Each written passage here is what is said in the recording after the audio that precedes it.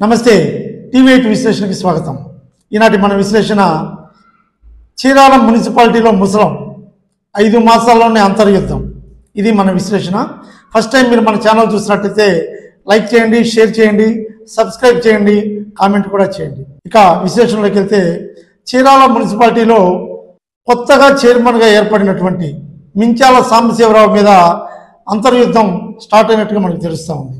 వివరాల్లోకి వెళ్తే గత ఏడాది ఏప్రిల్ మాసంలో దాదాపుగా 17 మంది కౌన్సిలర్ అప్పటి మున్సిపల్ చైర్పర్సన్ జంజనం శ్రీనివాసరావు మీద అవిశ్వాస తీర్మానాన్ని ప్రకటించి తర్వాత మే నెలలో జరిగినటువంటి ప్రత్యేక సమావేశంలో దాదాపు 25 మందికి పైగా కౌన్సిలర్లు ఏకగ్రీవంగా మించాల సాంబశివరావుని ఎన్నుకోవడం జరిగింది. ఈ ప్రక్రియ కూడా చాలా ఆసక్తికరంగా, చాలా ఉద్వేగభరితంగా జరిగింది.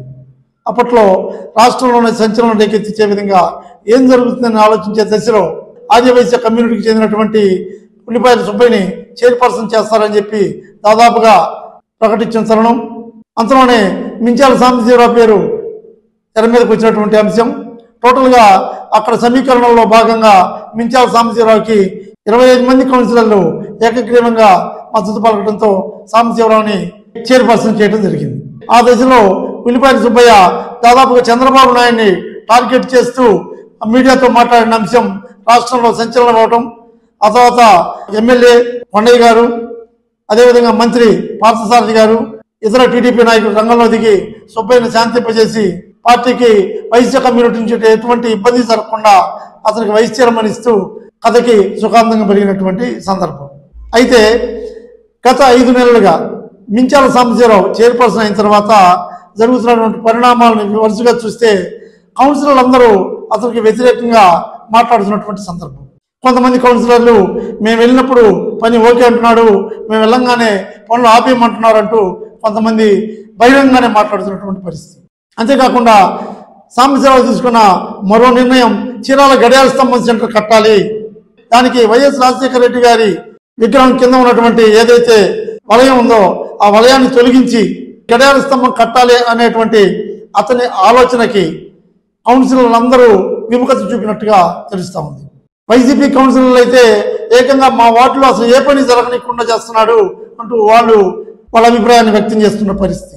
రాజశేఖర రెడ్డి బొమ్మని కదిలించే దశలో రాజశేఖర రెడ్డి బొమ్మకున్నటువంటి కట్టడానికి సంబంధించినటువంటి ఎటువంటి చర్యకు కూడా ఒప్పుకోమంటూ వైసీపీ కౌన్సిలర్లు, కాంగ్రెస్ కౌన్సిలర్లు ముక్తంగటంగా విభేదించినటువంటి పరిస్థితి. అయితే ఇవన్నీ నిన్న 31వ తారీఖు జరగాల్సినటువంటి మున్సిపల్ సమావేశం వాయిదా పట్టడంతో బహిర్గతమైనటువంటి పరిస్థితి.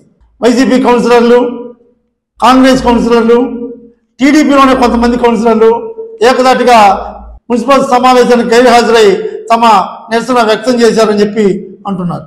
ఎవరో 5-6 కౌన్సిలర్లు తప్పితే అందరూ మున్సిపల్ కౌన్సిల్కి హాజరు కాకపోవడంతో కోరం లేదంటూ మున్సిపల్ సమావేశాన్ని వాయిదా వేయడం జరిగింది. అయితే టీడీపీ కౌన్సిలర్లోనే కొంతమంది బహిర్గతంగా మీడియాతో మాట్లాడుతూ మేము టీడీపీ కౌన్సిలర్లైనా ఏకపక్ష ధోరణితో మమ్మల్ని ఇబ్బంది పెడుతున్నాడు చైర్పర్సన్, మా వార్డులో పనులు కానిట్లేదు, 15వ ఆర్థిక సంఘం నిధులు కూడా ఇరుక్కుపోయే పరిస్థితి ఉంది, అదేవిధంగా మన చెరువు కట్ట మీద ఉన్నటువంటి చెట్లు కూడా తొలగించారు అంటూ సత్యానందం కౌన్సిలర్ బహిరంగంగా విమర్శించినటువంటి పరిస్థితి.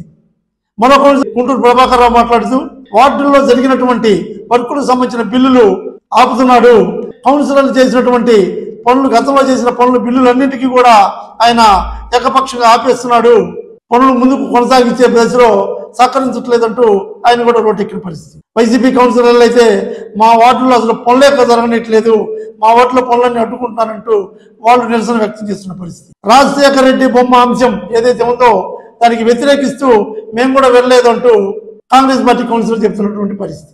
ఏది ఏమైనా 5-6 తప్పితే కౌన్సిల్ సమావేశానికి హాజరు కాకపోవడంతో చైర్పర్సన్ మీద కౌన్సిలర్ సభ్యులందరూ ఆగ్రహంతో ఉన్నారని బహిర్గతమైంది. ఈ విషయమై చైర్పర్సన్తో మాట్లాడితే వాళ్ళు కొంతమంది బలరాం గారి పుట్టినరోజుకి వెళ్ళారు, కొంతమంది తమ వ్యక్తిగత కారణాల వల్ల రాలేదు, ఏది ఏమైనా కోరం లేకపోవడంతో దీన్ని వాయిదా వేసామంటూ చైర్మన్ చెప్తున్నటువంటి పరిస్థితి.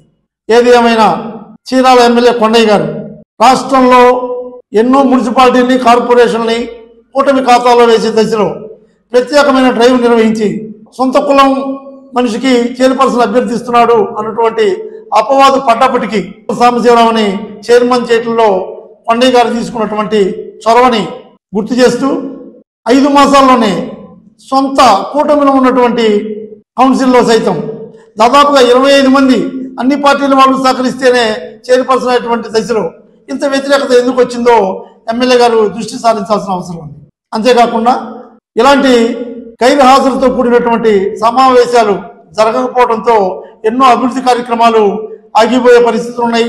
15వ ఆర్థిక సంఘం నిధులు కూడా వెనక్కి తిరిగిపోయే ప్రమాదం ఉందని అంటున్నారు. కాబట్టి దీని మీద ఎమ్మెల్యే గారు దృష్టి పెట్టి వీళ్ళ మధ్య ఉన్న గ్యాపులు తొలగించి మరి మున్సిపల్ అభివృద్ధికి జరగాల్సినటువంటి సమావేశాలు, కార్యక్రమాలు, కార్యాచరణలు చేసే దశలో దృష్టి సారిస్తే బాగుంటుందని చెప్పి అనుకుంటున్నారు. ఏది ఏమైనా కూటమి ఖాతాలో చీరాల మున్సిపాలిటీని వేశాం అనే ఆనందం 5 నెలలు గడవక ముందే చైర్పర్సన్ మీద ఇంతటి వ్యతిరేకతతో కూడినటువంటి పరిస్థితులు రావటం ఒకంత ఆశ్చర్యం, బాధాకరం. మరి చీరాల ఎమ్మెల్యే గారు ఈ సమస్యని, చీరాల మున్సిపల్ అభివృద్ధి ఆధారపడినటువంటి ఈ సమస్యని ఎలా పరిష్కరిస్తారో చూద్దాం. Thank you very much. ఈ వీడియో మీకు నచ్చితే కామెంట్ చేయండి, లైక్ చేయండి, షేర్ చేయండి, సబ్స్క్రైబ్ కూడా చేయండి. Thank you very much.